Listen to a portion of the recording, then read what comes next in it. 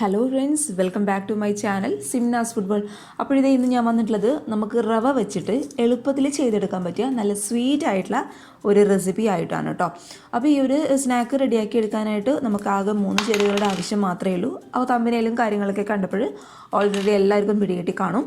അപ്പോൾ നല്ലൊരു മധുരമായിട്ടുള്ളൊരു സ്നാക്കാണ് കേട്ടോ. എല്ലാവരും തയ്യാറാക്കി നോക്കുക. കുഞ്ഞുങ്ങൾക്ക് പ്രത്യേകിച്ചിട്ട് എന്തായാലും ഇഷ്ടപ്പെടും. പിന്നെ ഇത് നമ്മൾ റവ വെച്ചിട്ട് ചെയ്തതുകൊണ്ട് തന്നെ നല്ല ക്രിസ്പി ആയിട്ടുള്ളൊരു സ്നാക്കും കൂടിയാണ് കേട്ടോ.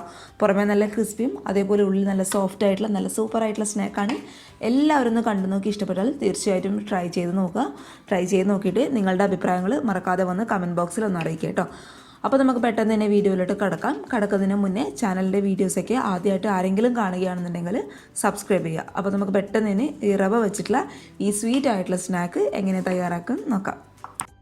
അപ്പോൾ റവ കൊണ്ടുള്ള ഈ ഈസി ആയിട്ടുള്ള അതേസമയം സിമ്പിൾ ആയിട്ടുള്ള ഈ ഒരു സ്നാക്ക് റെഡിയാക്കാനായിട്ട് നമുക്ക് ഈ 3 മെയിൻ ആയിട്ടുള്ള ഇൻഗ്രീഡിയൻസിൻ്റെ ആവശ്യം മാത്രമേ ഉള്ളൂ.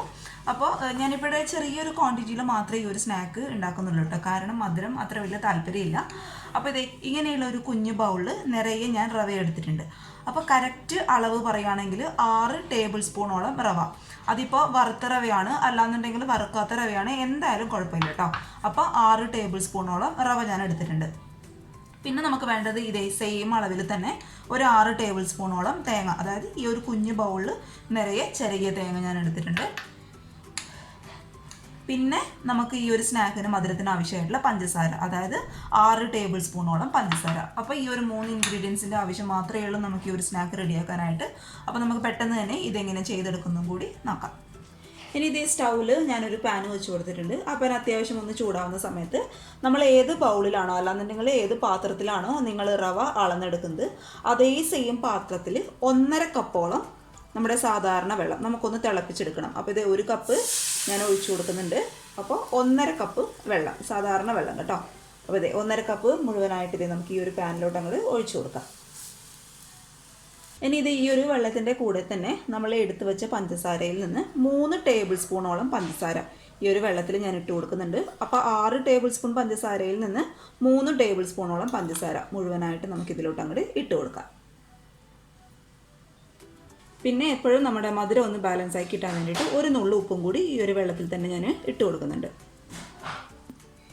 ഇനി നമ്മൾ ഒഴിച്ചു കൊടുത്ത വെള്ളം ഒന്ന് ചൂടാവുന്ന സമയത്ത് നമ്മുടെ സ്നാക്കിന് നല്ലൊരു ഫ്ലേവർ കൊടുക്കാൻ വേണ്ടിയിട്ട് ഒരു ഏലക്കായുടെ കുരു ഞാൻ ഇട്ട് കൊടുക്കുന്നുണ്ട്. അപ്പോൾ നിങ്ങളുടെ കയ്യിൽ ഏലക്ക പൊടിച്ചത് ഉണ്ടെന്നുണ്ടെങ്കിൽ ഒരു 1/4 ടീസ്പൂണോളം ഏലക്ക പൊടിച്ചതും കൂടി ഈ ഒരു സമയത്ത് ഈ വെള്ളത്തിലോട്ട് അങ്ങോട്ട് ഇട്ട് കൊടുക്കുക.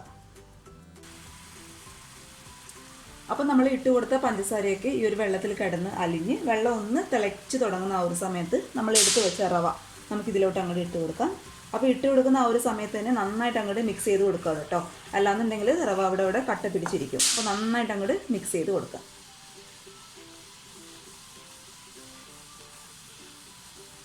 അപ്പോൾ ഈ ഒരു സമയത്തൊക്കെ തീ എന്ന് പറയുന്നത് ലോ ടു മീഡിയം ഫ്ലെയിമിലാണ് കേട്ടോ കിടക്കുന്നത്. ആ ഒരു വെള്ളത്തിൽ കിടന്ന് നമ്മൾ ഇട്ട് കൊടുത്ത റവ നന്നായിട്ട് അങ്ങോട്ട് സോഫ്റ്റായിട്ട് വരണം.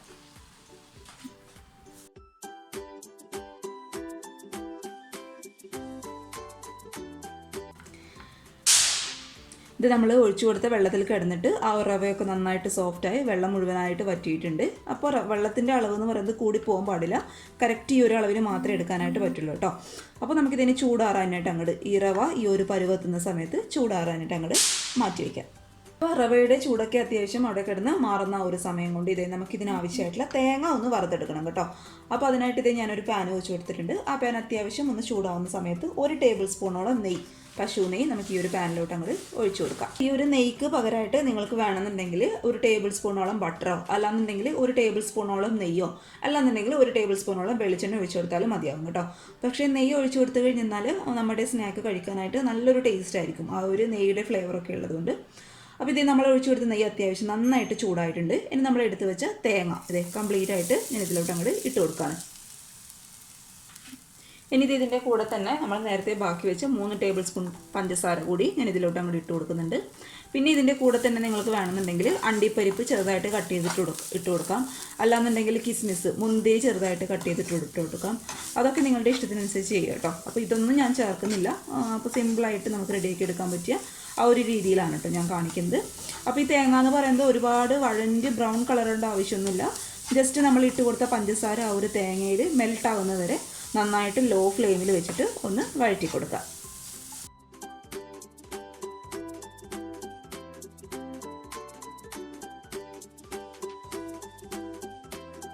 നമ്മൾ ഇട്ട് കൊടുത്ത പഞ്ചസാരയൊക്കെ ആ ഒരു തേങ്ങയിൽ കിടന്നിട്ട് നന്നായിട്ട് മെൽട്ടായിട്ടുണ്ട്. ഇനി നമുക്ക് സ്റ്റൗ ഓഫ് ചെയ്ത് ഇതൊന്ന് ചൂടാറാനായിട്ട് അങ്ങോട്ട് മാറ്റി വയ്ക്കാം. ഇനി നമ്മൾ ചൂടാറാനായിട്ട് മാറ്റി വെച്ച റവ ഇങ്ങനെയുള്ള ഒരു നല്ല നീറ്റായിട്ടുള്ള ഒരു കൗണ്ടർ ടോപ്പിൽ വെച്ചിട്ട് കൈ വെച്ചിട്ട് നന്നായിട്ട് സോഫ്റ്റായിട്ട് അങ്ങോട്ട് കുഴച്ചെടുക്കുക കേട്ടോ. അപ്പോൾ കുഴച്ചെടുക്കുമ്പോൾ കയ്യിൽ ഒട്ടിപ്പിടിക്കുന്നു അങ്ങനെ ഒരു പ്രശ്നം ഉണ്ടെങ്കിൽ കയ്യിൽ ഓയിൽ തടവി കൊടുത്തിട്ട് നന്നായിട്ട് നീറ്റായിട്ട് കുഴച്ചെടുക്കുക. അപ്പോൾ പാത്രത്തിൽ വെച്ചിട്ടാണോ അല്ലാന്നുണ്ടെങ്കിൽ ഇങ്ങനെ കൗണ്ടർ ടോപ്പിൽ വെച്ചിട്ട് സോഫ്റ്റായിട്ട് അങ്ങോട്ട് കുഴച്ചെടുക്കുക.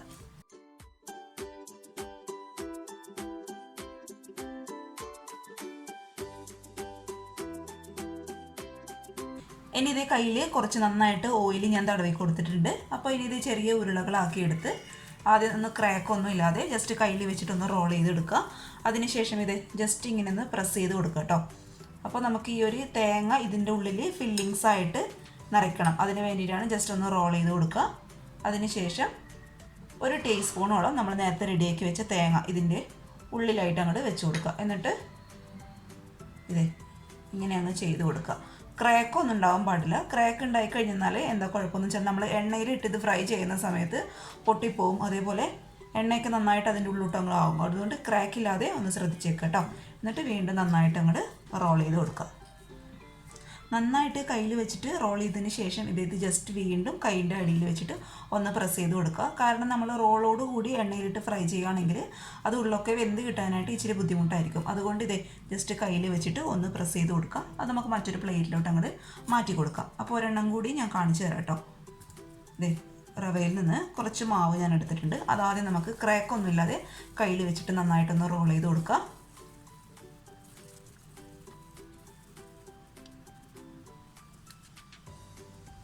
അതിനുശേഷം ഇത് കൈയുടെ അടിയിൽ വെച്ചിട്ട് ജസ്റ്റ് ഒന്ന് പ്രസ് ചെയ്ത് കൊടുക്കുക കേട്ടോ.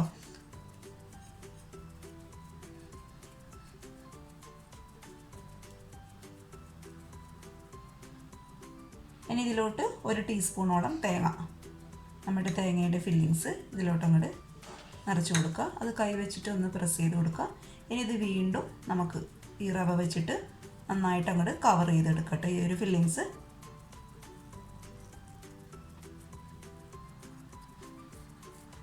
ഇനി ഇത് വീണ്ടും കയ്യിൽ വെച്ചിട്ട് നന്നായിട്ടൊന്ന് റോൾ ചെയ്ത് കൊടുക്കുക. ഇനി ഇതേ കൈയുടെ അടിയിൽ വെച്ചിട്ട് ജസ്റ്റ് ഒന്ന് പ്രസ് ചെയ്ത് കൊടുത്തു കഴിഞ്ഞാൽ ഇതേ ഈ ഒരു ഷേപ്പിൽ നമുക്കായി കിട്ടും. അപ്പോൾ ഇതുപോലെ എല്ലാം അങ്ങോട്ട് ചെയ്തെടുക്കുക കേട്ടോ.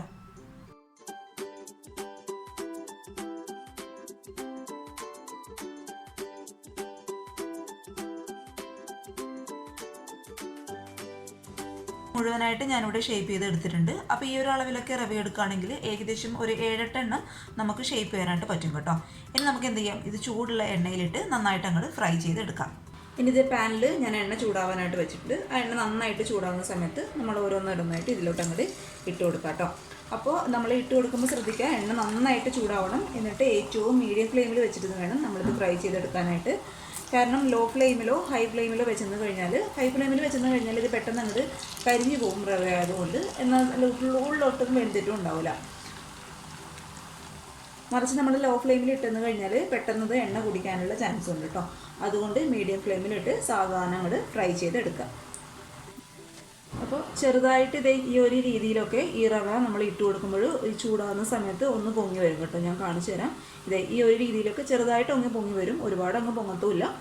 അപ്പോൾ ഇത് പതുക്കെ അങ്ങോട്ട് 2 ഭാഗം മൊരി നന്നായിട്ട് അങ്ങോട്ട് ഒരു ബ്രൗൺ കളറാകുന്ന വരെ മൊരിയിച്ചെടുക്കുക കേട്ടോ.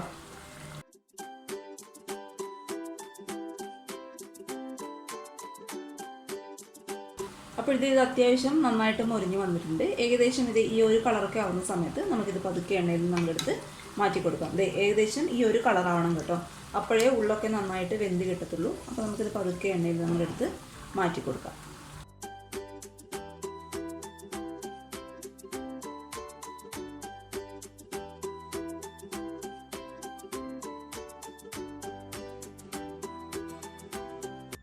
അപ്പോൾ ഇത് മുഴുവനായിട്ട് ഞാനിവിടെ റെഡിയാക്കി എടുത്തിട്ടുണ്ട്. നല്ലൊരു ക്രിസ്പി ആയിട്ടുള്ള, പുറമേ നല്ല ക്രിസ്പിയും അതേപോലെ ഉള്ളിൽ നല്ല സോഫ്റ്റ് ആയിട്ടുള്ള നമ്മുടെ ആ ഒരു തേങ്ങയിൽ ചേർത്ത് കൊടുത്ത മധുരം ഉണ്ടല്ലോ, അതൊക്കെ ഇങ്ങനെ ഒലിച്ചിറങ്ങുന്ന പോലത്തുള്ള ഒരു സ്നാക്കാണ് കേട്ടോ. എല്ലാവരും ഒന്ന് ട്രൈ ചെയ്ത് നോക്കുക.